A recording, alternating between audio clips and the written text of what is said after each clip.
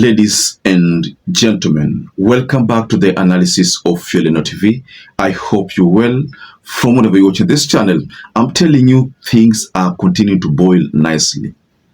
For those of you who've been paying attention to what has been happening ever since Friday, Saturday, and Sunday, you know, all the situations surrounding SULUHU's predicament, then you must have realized even those people who were invited and came to attend the inauguration of SAMIA SULUHU, the swearing in, some of them are really facing the music.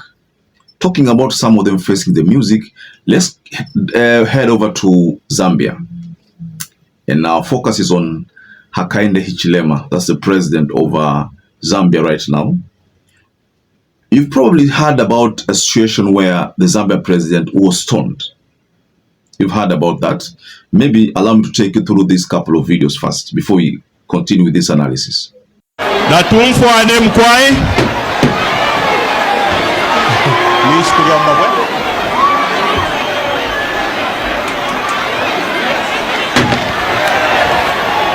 Now, that video has already exposed a lot.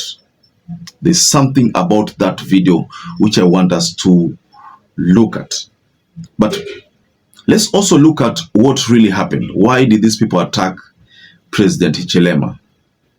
To answer that, I will take you back to the video where Hichilema delivered a statement on SULUHU's win, and this is what he said.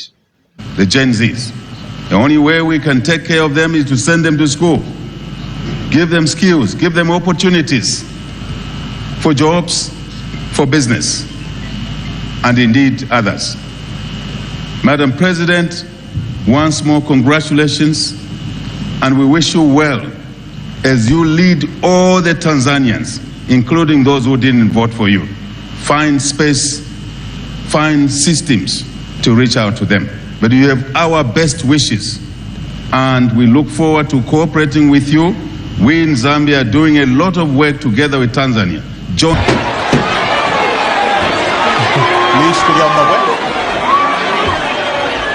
Now, one thing that you need to understand here is that Zambia is headed for elections next year. And President Hichilema decided to take this opportunity to traverse the country to try to market his projects, you know, also issue more promises to the people.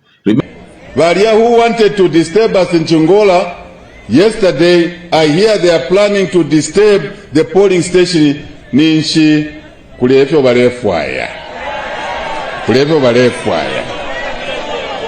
we won, I told you not to revenge, not to beat anybody.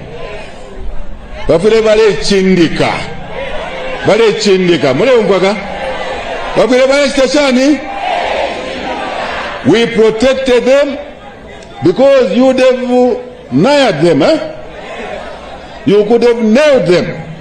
I protected them. They must not extend their lucky. Remember, Hichilema came into power after making a lot of promises, some of which he has not delivered. Now, because he has not delivered, the people are not happy with him. Now, because the people are not happy with him, he took that opportunity to, you know, travel all the way to Chingola, you know, that is Copperbelt province. Now, that is where he wanted to, you know, talk to the people about maybe a couple of projects he has, or, you know, or anything of that sort. It's just like Kenya, where Ruto has been traversing the country, promising many goodies, dishing out goodies, continue to make more promises, all in the belief that maybe those people will look at him differently and probably vote for him. Now, the situation with President Hichilema could have been escalated by his presence at SULUHU swearing in. Right now, all Africans are blaming SAMIA SULUHU for the deaths that were witnessed in Tanzania, the deaths in Tanzania. Nobody wants to associate themselves with that president. That's why you find that right now she's like, she has been sidelined. You could say that she has been sidelined by majority of the leaders. Take a look at SADC. SADC is not even talking about SAMIA anymore, because what they witnessed, they would never have expected that that would happen from a country like Tanzania, one of the most peaceful countries that Africa has ever had. In fact, Tanzania is where Kenyans, Ugandans who used to rush to whenever there are problems, because that is the most peaceful of all the countries in Africa. But what really happened?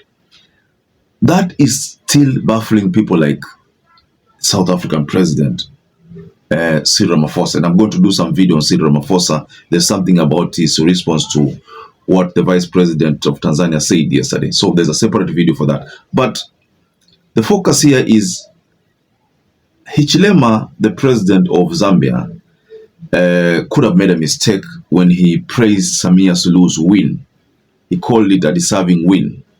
Whereas the whole world knows very well that something was not right there. But he called it a deserving win. So the people in Zambia do not want to associate themselves with Hichilema as a result of that statement. I mean, that's what I can observe based on what has been said, ladies and gentlemen. If I was President Hichilema, I would have done what Ruto did. Ruto knew very well that if he attended the event, that ceremony, knowing very well that things were not rosy anymore and the situation was not going to be good, he stayed away from that event intentionally and decided to send Kithure Kindiki, his deputy president. President Hichilema would have done the same, send a deputy there to represent him so that he doesn't carry all this blame. Take a look at this. Now he's carrying all the blames because he was like the chief case. He delivered a statement there, a statement that meant that he had supported the election. If you go to the case of William Ruto, if Samia Suluhu was pronounced the winner on Saturday, and as at Saturday there was no congratulatory message from Kenya, on Sunday there was no congratulatory message again from Kenya, but there was one from East Africa, a general one. So on Monday, because that was the inauguration day, Ruto was forced to just share a statement of congratulations. That's when, because Kindiki had to be there. So because of bilateral agreements, na mambo ya East African community, they just had to send a small message. I think the same happened with Uganda. So all these things were meant to make sure that Samia feels appreciated by other East African community members. But the truth of the matter is that Hichilema made a total mistake attending that event. That's the main reason why Zambia right now are rejecting him. And if he's not very careful, he is not going to secure another election come 2026, because they are going to have election. I understand, based on the story I've stumbled upon, they are going to have an election. And if that election is held, then if he himself vies, most likely he's not going to win. He is going to be beaten by the former president of Zambia. So, ladies and gentlemen, what do you think about the heckling of the Zambia's president, Hichilema? The stoning of the president. Very, very humiliating. So perhaps if you're watching this video and you've not subscribed, take 1 second and subscribe, like this video. Until you catch up again, stay safe and stay blessed.